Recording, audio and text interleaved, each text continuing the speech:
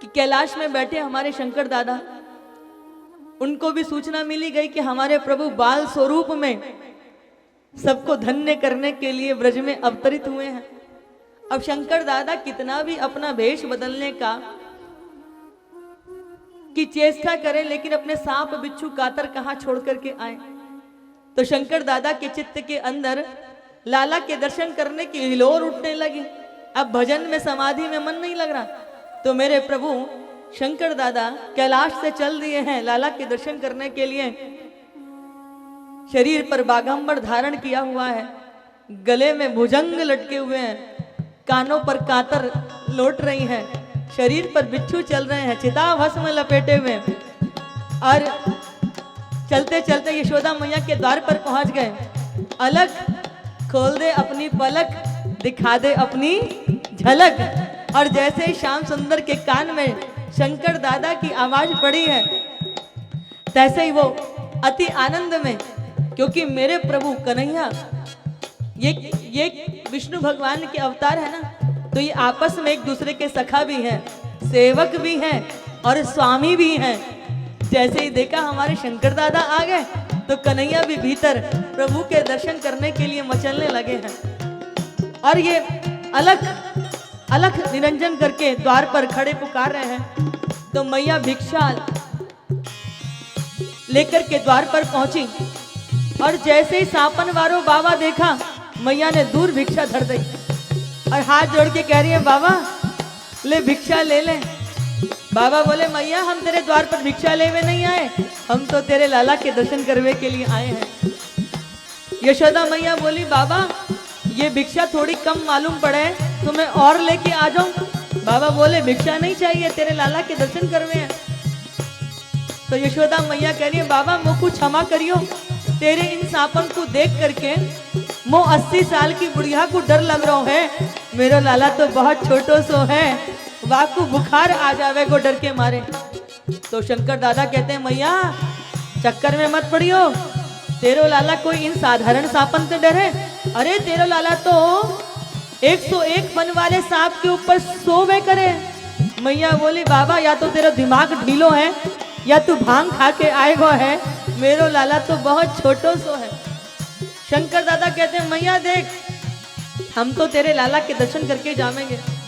मैया बोली, बाबा तू जो चाहेगो सो तो को दे दूंगी, हीरा ले ले, सोना ले ले, चांदी ले ले, गौ माता ले ले, कंबल ले ले, खावे पीवे को ले ले, परंतु लाला के दर्शन नहीं कराऊंगी। शंकर दादा बोले, मैया तैने अभी साधुन की हटनाएं देखी? तो मैया बोली, बाबा तैने अभी स्त्री की भी हटना देखी? जा बात के पीछे पड़ जा तो पड़ी जावे। बाबा बोले, मैया हम तेरे घर के बाहर अपना चुमटा गाड़ करके धुनी रमाएंगे और यहाँ से हट के ना जाएंगे कहीं दूर।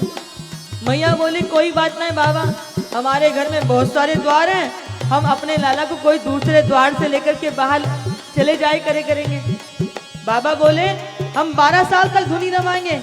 मैया बोली, कोई बात नहीं बाबा, पूरी जिंदगी रमा ले तो भी तो को अपने लाला के दर्शन न कराएंगे। तो शंकर दादा बोले, मैया तो हम जाएं? मैया बोली, जावे की कब कही है, पर लाला के दर्शन नहीं कराएंगे। अब तो शंकर दादा दुखी हो गए, रूठ करके चल दिए और एक पेड़ के नीचे जाकर के अपना चिमटा गाड़ दिया और धुनी रमा करके दुखी मन से आंखें बंद करके बैठ गए। और मनी मन में कह रहे हैं कि कन्हैया लाला हम इतनी दूर तक चल करके आ गए, अब तुम्हारे ऊपर है दर्शन देने की, दर्शन देनो है तो दो और नाय देनो तो नाय दो। अब इधर सारी बात कन्हैया पे आकर के गिर पड़ी है। तो मेरे कन्हैया ने क्या किया, भीतर ही भीतर रोना प्रारंभ कर दियो घर में। अब मैया दौड़ करके आई, कन्हैया रोए जा रहे हैं, रोए जा रहे हैं, रोए जा रहे हैं। मैया दौड़ करके गई, लाला को गोदी में ले लियो, अपनो दूध पिला रही है, पर लाला दूध नहीं पी रहे। मैया उछाल रही है तो भी लाला चुप नहीं है रहे। मैया ने सारे प्रयत्न कर लिए, आसपास की सारी गोपियां, वृद्ध माताएं, बच्चे सब आ गए। मैया लाला इतनी देर से रो रहे हैं, चुप क्यों ना करवावे आए? मैया बोली, इतनी देर से चुप्पी तो करा रही हूँ, पर चुप्पी ना है रो, काय की नजर तो ना लग गई। मैया बोली, सुबह तो कोई आयो ना है, याकू मेरी नजर लग गई हो तो पतो ना है। तब मैया बोली एक सापन वारो बाबा आयो वही तो कछु ना कर गो। गोपियां बोली बाबा किधर गयो है? बोले यही सामने को गयो है। सारी गोपियां दौड़ करके शंकर दादा के पास पहुंची। यहाँ दादा दुखी मन से बैठे भये हैं। सारी गोपी ने हाथ जोड़ ली, बोले बाबा राम राम। बाबा बोले राम राम। ये बताओ तुम्हें कुछ झाड़ फूक करनो आवे कि ना आवे? बाबा बोले तुमको क्या करनो है? अरे वो यशोदा मैया के लाला को नजर लग गई है। जैसे सुनी यशोदा के लाला को नजर लगी है, बाबा खड़े हो गए। बोले झाड़ फूक करना ही तो हमारा पुश्तैनी धंधा है, और एक बार जिसकी झाड़ फूक कर दें वाकू कभी नजर ना ही लगे। परंतु वो यशोदा तो अपने लाला के दर्शन ना करावेगी, बड़ी जिद्दी है, हटी है। बोले बाबा भाई ने भेजो है, तुम तो चलो, बस हमारे लाला की नजर उतर जावे, तुमको दर्शन करा देंगे। जैसे शंकर दादा ने सुनी कि लाला के दर्शन होंगे, मस्त हाथी की चाल में चलना प्रारंभ कर दियो। चारों तरफ से गोपियों में घिरे हुए बाबा चल रहे योगी नंद भवन को। बोलिए भागवत भगवान की जय। अब शंकर दादा द्वार पर आकर के खड़े हो गए और हमारे कन्हैया रोए जा रहे।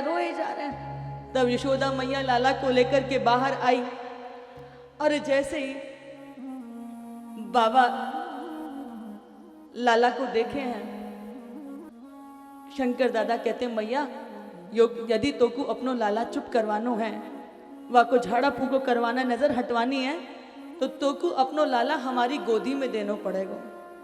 मैया बोली पहले तो तने बाबा हम ते कही कि अपने लाला के दर्शन करा दे, अब तू कह रहा है कि हमें गोदी में दे दे। तेरो का भरोसा थोड़ी देर बाद कहवे को कि अपनो लाला हमको ही दे दे। बोले देख मैया, अगर तू अपने लाला की नजर उतरवानो चाहे तो को अपनो लाला हमको देनो ही पड़ेगा। अब मैया कहा करे प्राणन पे आज संकट बनायो है, इतनी देर ते लाला रो रो के सांस पे सांस चढ़ी भई है, मैया की भी और लाला की भी। अब मैया ने कहा ठीक है बाबा, देख तुरंत मोको वापस कर दियो। बाबा कह रहे मैया एक बार दे तो सही। तो मैया बोली ठीक है, पहले अपने सापन के मुंह तो पलंग को कर ले। और बाबा ने कह ले मैया सापन को पीछे कर दियो। और जैसे ही कन्हैया को शंकर दादा के हाथ में दियो है, तैसे हमारे कन्हैया तो चुप है गए, शंकर दादा ने रोनो प्रारंभ कर दियो। आंखों से अश्रुधारा फूट पड़ी है। अब मैया कहे होए ना होए, याई ने कछु कियो, जैसे या की गोदी में गयो वैसे चुप है गए। अब तो मेरे प्रभु एक तक आंखन थे अपने लाला के दर्शन करवे लग रहे हैं। मैया ने जैसे गोदी में ले लिए, फिर से कन्हैया ने रोनो प्रारंभ कर दियो। मैया बोली बाबा कछु ऐसो कर दे कि जब हमारी गोदी में आवे तो भी चुप है जावे। तो मैया ते कहमे बाबा कि मैया जैसे तू चावे वैसे ही है जावेगा, परंतु तो को एक काम करना पड़ेगा। मैया बोली एक ना तू 10 काम बता सब करूंगी, परंतु मेरो लाला चुप है जावे। तब शंकर दादा ने कहा कि मैया तू अपने घर में हमारो मंदिर बनाइयो, और वह मंदिर पे रोज अपने लाला के स्नान को जल चढ़ावेगी तो तेरे लाला को कभी नजर ना लगेगी। और वही मेरे प्रभु यशोदा के घर में नंदेश्वर बनकर के विराजमान हो गए हैं। रोज मैया के लाला के स्नान को जल नंदेश्वर भगवान पर उनके ऊपर चढ़ाए करें।